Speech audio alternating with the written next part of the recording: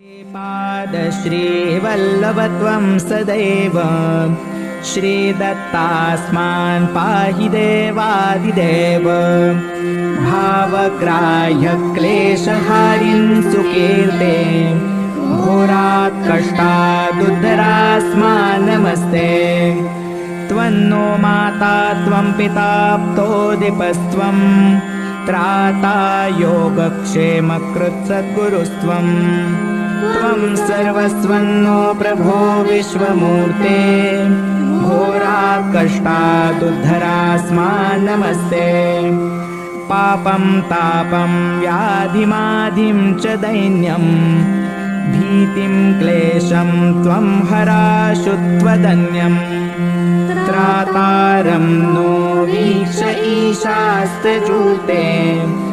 घोरात् कष्टादुद्धरास्मान् नमस्ते नान्यस्त्राता नापि दाता न भर्ता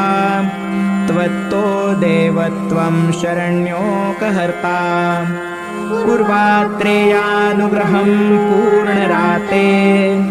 घोरात् कष्टादुद्धरास्मान् नमस्ते धर्मे प्रीतिं सन्मतिं देवभक्तिं सत्सङ्गाप्तिं देहि भुक्तिं च मुक्तिं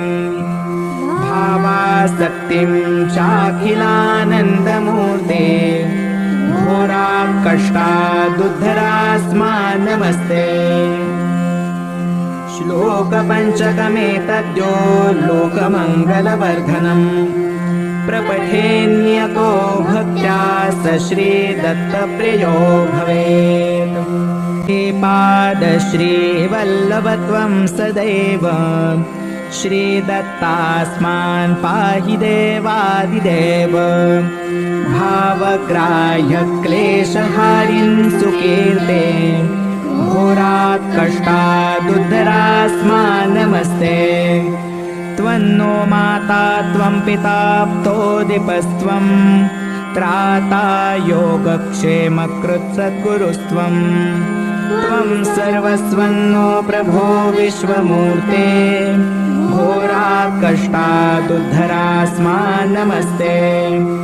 पापं तापं व्याधिमाधिं च दैन्यं भीतिं क्लेशं त्वं हराशु त्वदन्यम् त्रातारं नो वीक्ष ईशास्तचूते घोरात् कष्टादुद्धरास्मान् नमस्ते नान्यस्त्राता नापि दाता न भर्ता त्वत्तो देवत्वं शरण्योकहर्ता पूर्वात्रेयानुग्रहं पूर्णराते घोरात् कष्टादुद्धरास्मान् नमस्ते धर्मे प्रीतिं सन्मतिं देवभक्तिं सत्सङ्गाप्तिं देहि भुक्तिं च मुक्तिं भावासक्तिं चाखिलानन्दमूर्ते घोरात् कष्टादुद्धरास्मान् नमस्ते श्लोकपञ्चकमेतद्यो लोकमङ्गलवर्धनम् प्रपठेन्यको भक्त्या स श्रीदत्तप्रियो भवेत् श्रीपादश्रीवल्लभत्वं सदैव श्रीदत्तास्मान् पाहि देवादिदेव भावग्राह्यक्लेशहारिन् सुकीर्ते घोरात् कष्टादुद्धरास्मान् नमस्ते त्वन्नो माता त्वं पिता प्तोदिपस्त्वं त्राता योगक्षेमकृत् सद्गुरुस्त्वं त्वं सर्वस्वन्नो प्रभो विश्वमूर्ते घोरात् कष्टादुद्धरास्मान् नमस्ते पापं तापं व्याधिमाधिं च दैन्यं भीतिं क्लेशं त्वं हराशु त्वदन्यम् त्रातारं नो वीक्ष ईशास्तचूते घोरात् कष्टादुद्धरास्मान् नमस्ते नान्यस्त्राता नापि दाता न भर्ता त्वत्तो देवत्वं शरण्योकहर्ता कुर्वात्रेयानुग्रहं पूर्णराते घोरात् कष्टादुद्धरास्मान् नमस्ते धर्मे प्रीतिं सन्मतिं देवभक्तिं सत्सङ्गाप्तिं देहि भुक्तिं च मुक्तिं भावासक्तिं चाखिलानन्दमूर्ते घोरात् कष्टादुद्धरास्मान् नमस्ते श्लोकपञ्चकमेतद्यो लोकमङ्गलवर्धनम् प्रपठेन्यतो भक्त्या स श्रीदत्तप्रियो भवेत् हे पादश्रीवल्लभत्वं सदैव श्रीदत्तास्मान् पाहि देवादिदेव भावग्राह्य क्लेशहारिं सुकीर्ते घोरात् कष्टादुद्धरास्मान् नमस्ते त्वन्नो माता त्वं पिता प्तोदिपस्त्वं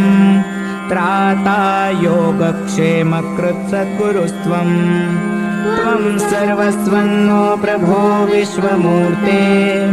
घोरात् कष्टादुद्धरास्मान् नमस्ते पापं तापं व्याधिमाधिं च दैन्यं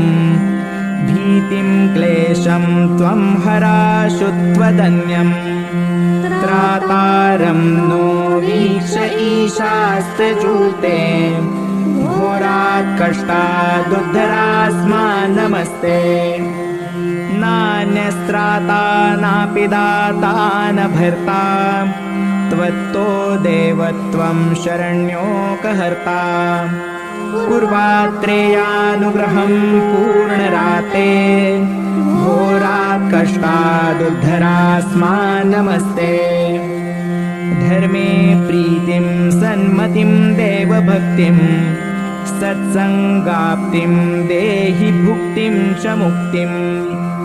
भावासक्तिं चाखिलानन्दमूर्ते घोरात् कष्टादुद्धरास्मान् नमस्ते श्लोकपञ्चकमेतद्यो लोकमङ्गलवर्धनम्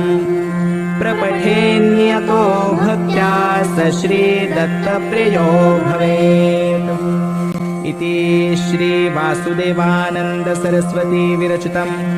श्रीदत्तात्रेयप्रार्थनास्तोत्रं सम्पूर्णम्